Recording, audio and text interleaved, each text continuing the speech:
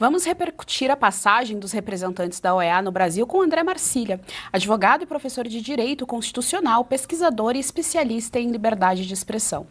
O primeiro advogado dos inquéritos das fake news e mais um combatente pela liberdade de expressão.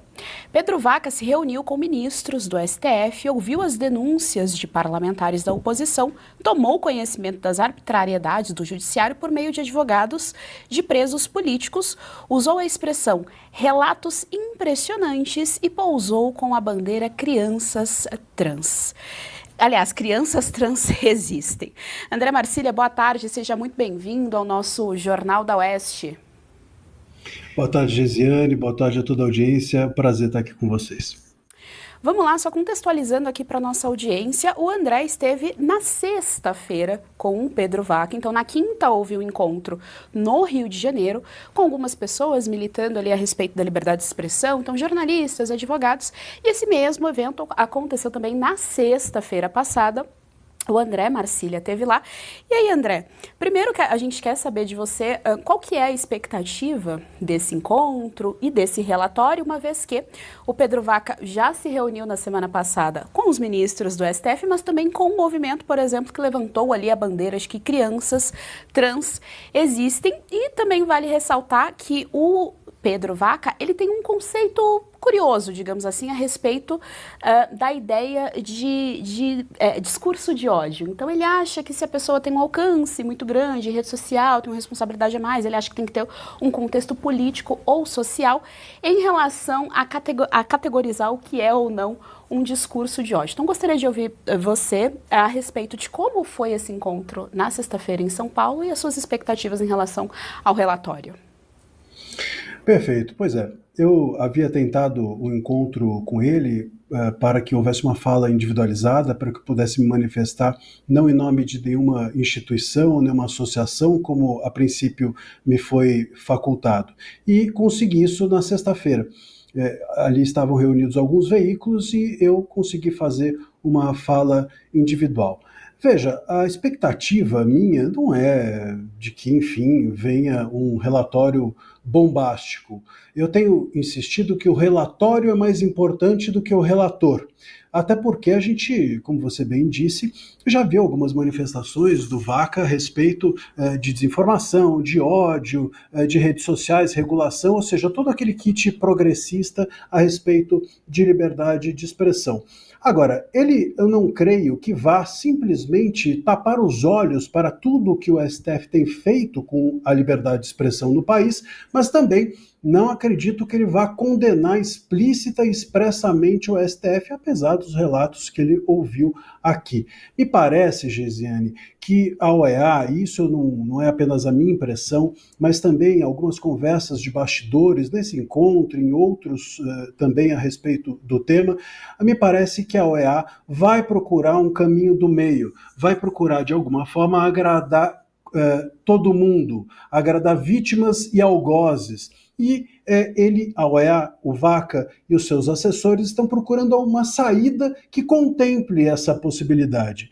E foi mais ou menos por aí que a minha fala se deu na sexta-feira, no sentido de que nós temos no Brasil não apenas censura nas decisões judiciais do STF, mas também no percurso que essas decisões, o percurso processual que essas decisões fizeram. Então, não há apenas censura quando você determina que alguém se cale. Há censura também quando essa decisão ela não respeita o contraditório, não respeita a competência, não respeita, enfim, a possibilidade recursal, não respeita o acesso integral dos autos aos advogados e etc. Isso também é censura. Se o Vaca quiser encontrar esse caminho do meio, que é não condenar o STF, mas condenar os seus métodos, não será muito, mas para nós que não temos nada, já será alguma coisa. Bruno Musa, nós estamos com André Marcília, advogado especialista em liberdade de expressão, conversando conosco a respeito do encontro que ele teve com Pedro Vaca, da OEA, na sexta-feira passada. Muito obrigado, é um prazer falar contigo, doutor André Marcília. No seu sentimento ao estar ali com eles, você acredita que há alguma possibilidade deles deixarem o parecer técnico de lado Pergunto aqui pelo fato de nós vermos, baseado no meu comentário anterior, e muito mais na minha área, por exemplo, instituições como a Fitch, o S&P, quando eles vão dar pareceres sobre empresas ou países, muitas vezes a gente vê um determinado viés. Basta ver, por exemplo, o último parecer, se não me engano, da Fitch no ano passado, quando falou que o Brasil tinha um caráter positivo e aconteceu o que aconteceu com o quadro fiscal. Aqui falando, os Estados Unidos sendo o maior financiador da OEA, só que esses técnicos, eles vêm já de um tempo dentro da organização. Como o senhor vê isso? A possibilidade deles deixarem, em meio a tudo isso, a técnica de lado, ou realmente podemos ter uma boa esperança para mostrar a verdade sobre o que acontece no Brasil? Olha, boa tarde, Busa. Veja, a gente precisa entender que a OEA não é um órgão jurídico, mesmo que composta seja a organização de advogados, é um órgão político. E politicamente é que está aqui, ou esteve aqui no Brasil. Então o relatório, se ele for técnico, depende de nós, digamos assim, do material que vai ser apresentado. Essas visitas que foram feitas não é tudo. Até o dia 21 de fevereiro agora, todo mundo que foi ouvido, e qualquer um do povo, vamos dizer assim, pode apresentar ao relator um material técnico que demonstre as irregularidades acontecidas aqui no Brasil. Então, quanto mais material técnico, menos político e mais processual a gente tiver condições de apresentar ele, mais chance disso constar do relatório. Não adianta apenas a gente fazer a demonstração ou apontar irregularidades a respeito de perseguições políticas, dizer que a direita está sendo criminalizada, embora isso seja completa verdade, ele não vai se sensibilizar com isso, e eu não acredito que a OEA embarcará nessa canoa. Mesmo a OEA hoje sendo ameaçada, vamos dizer assim, de receber alguns cortes de financiamento dos Estados Unidos, uma entidade do porte da OEA não vai se curvar a esse receio de forma explícita. Por isso que eu insisto que eles vão buscar algum caminho do meio para não condenar expressamente o STF, mas talvez os seus métodos. E aí depende de nós apresentarmos esse material técnico que facilite que eles, no mínimo, digam que os métodos do STF não foram adequados, não foram democráticos. Por exemplo, uma pergunta ou uma questão que eu deixei ao Vaca durante essa conversa na sexta-feira foi o caso que está aparecendo agora, Cruzoé, e que foi a primeira censura dos inquéritos, o inquérito 4781, conhecido como das fake news, e foi nesse que eu atuei, por isso sou o primeiro advogado a atuar nos inquéritos das fake news. Esse caso Cruzoé, o STF censurou a revista e censurou o seu fundador, o jornalista Mário Sabino, sem que houvesse 8 de janeiro, sem que houvesse suposto golpe, sem que houvesse qualquer tipo de politização a respeito de Bolsonaro. O Bolsonaro, inclusive, era presidente da República. Então, os métodos utilizados pelo STF contra a revista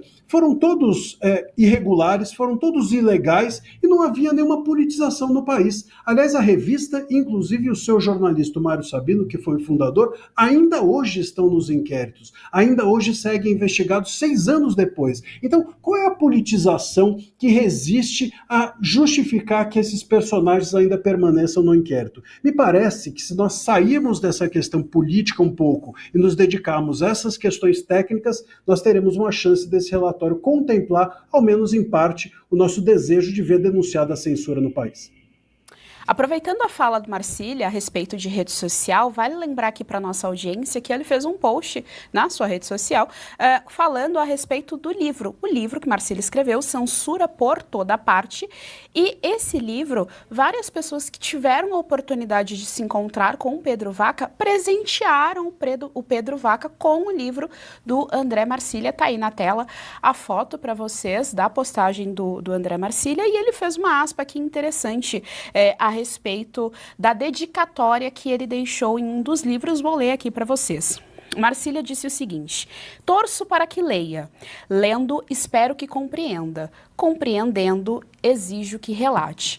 Então tá aí na tela para vocês a imagem do livro. Pedro Vaca está munido de informação, hein, André Marcília? Tanto de livro quanto dos relatórios, enfim, de todas as informações aí que vocês passaram a respeito do caso da OEA. Diego Tavares, estamos aqui com o André Marcília, conversando a respeito do encontro que ele teve na sexta-feira com o Pedro Vaca da OEA a respeito da liberdade de expressão no nosso país. Sua pergunta. Doutor André, muito boa tarde, um prazer conversar contigo aqui no Jornal da Oeste. Doutor, e só fazendo um adendo aqui à nossa audiência, eu me lembrei, a segunda autoridade do governo Trump que também declara que é favorável ao impeachment do presidente Lula é Jason Miller, que foi seu grande conselheiro de campanha. E minha pergunta vai nesse sentido, doutor André, tendo duas autoridades do primeiro escalão do governo de Donald Trump empenhados, pelo menos nas redes sociais, com as denúncias dos abusos que ocorrem aqui no Brasil, no seu entendimento, você acha que esse relatório da OEA é determinante para que os Estados tomem alguma medida contra o Brasil ou não? As medidas elas serão independentemente tomadas, independente do que constar do relatório do Pedro Vaca?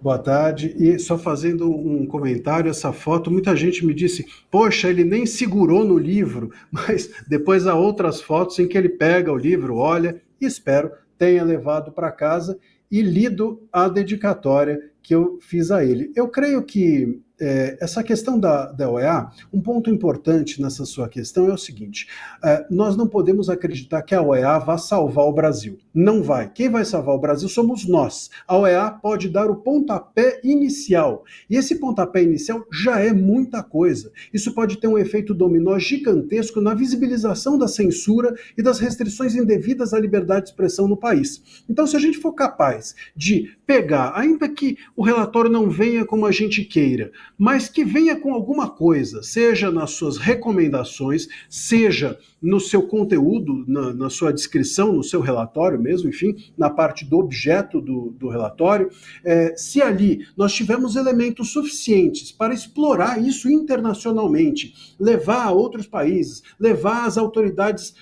estrangeiras, mesmo as norte-americanas, com isso convidar outras autoridades a virem aqui, enfim, politizar o relatório no sentido de fazer com que ele brote, com que ele frutifique em outras medidas, outras visitas, outras condenações, isso vai ser o mais importante. A gente não vai ter a OEA resolvendo o nosso problema, mas a OEA, até porque a OEA até hoje foi parte do nosso problema. Vamos nos lembrar que a OEA foi até hoje omissa em relação a tudo que aconteceu no Brasil e muitas vezes, inclusive, aplaudindo tudo aquilo que nós estamos condenando. Então, é necessário que a gente tenha esse olhar e se vier, por toda a pressão internacional, um relatório minimamente favorável, que a gente aí sim politize esse relatório e faça com que outras medidas ocorram. A gente precisa entender que a visita da OEA e o relatório da OEA vão ser um pontapé inicial na luta contra a censura no Brasil. Não vai se resolver nesse único ato, nesse único relatório ou nessa única visita. E o relatório também não vai gerar necessariamente